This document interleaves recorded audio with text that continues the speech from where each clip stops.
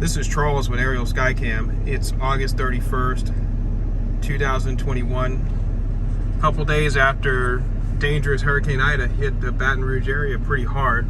Right now we're driving through a neighborhood surveying damage. A lot of trees down from this storm, and I just wanted to show you that. Look at this tree right here. Very large tree right next to the road. Just imagine if somebody was driving by whenever that thing decided to come down. There's a lot of damage. This entire neighborhood is without power right now. Many places in Baton Rouge are without power. That includes Jefferson Parish. Right now, Jefferson Parish, they estimate from 6 to 9 weeks that particular location will be without power.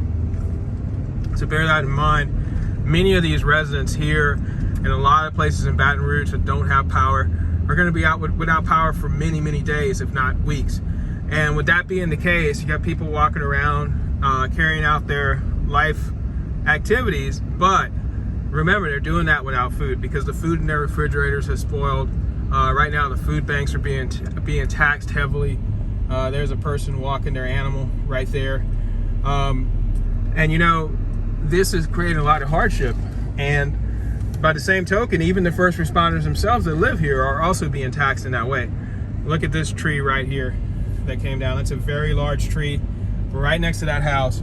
And I want you to take a look at something. That's the complete root structure of that tree sticking out above the ground. It's important to remember that these trees don't always come down during the height of the storm. They can actually come down towards the end of the storm after their root system has been weakened. So bear that in mind when you're going out after a big storm and surveying storm damage. Be careful around these big trees because they've been weakened, they've been blown by the winds, and the root system is very wet.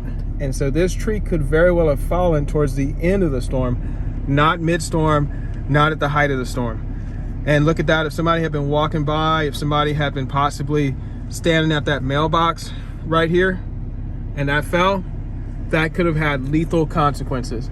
So keep that in mind. Hurricane damage, hurricane recovery. It's important to be careful around trees, to keep your head on the swivel. It's important to be careful overall. You're going to be using power equipment. They're going to be using chainsaws and power machinery to cut down trees like this and to remove those trees. And so that being the case, be careful. Wear gloves. Wear the proper personal protection equipment, the PPE that you need to get things done, and take the time it takes to get things done safely. Also, you can see there's still a lot of unstable weather in this area. So there's going to be rain. There's a tree that's cut up nicely right there. And there's going to be rain. There's going to be humidity. There's a lot of high temperatures. Earlier today, the temperature was reading 105 degrees in this area. Look at that. That's a very recent house fire. And that house fire is another thing to remind you of something to be careful of. Right now with this storm, the emergency management system is highly taxed. So they're at the breaking point right now. And so if an emergency happens, you have to be aware that the response may be delayed. Look at that root system. You see how basically it got wet, the ground was saturated, and the root system gave way.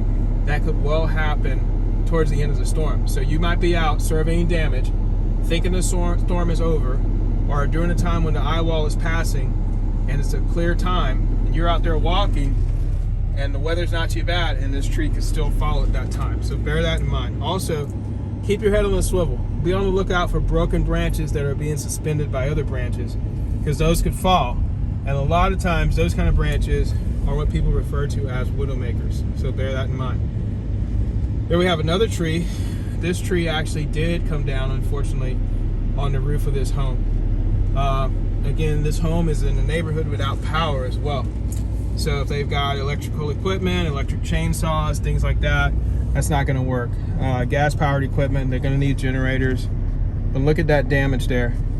It's a very large tree. Now imagine if somebody was standing on the front porch, standing in the yard, surveying damage when that came down. How deadly, how dangerous that could be. And this neighborhood is right here in South Baton Rouge.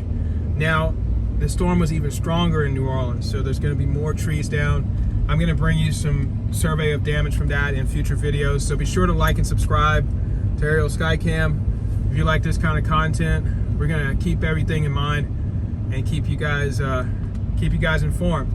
So smash that like button, like and subscribe. This is Charles with Aerial Skycam signing out.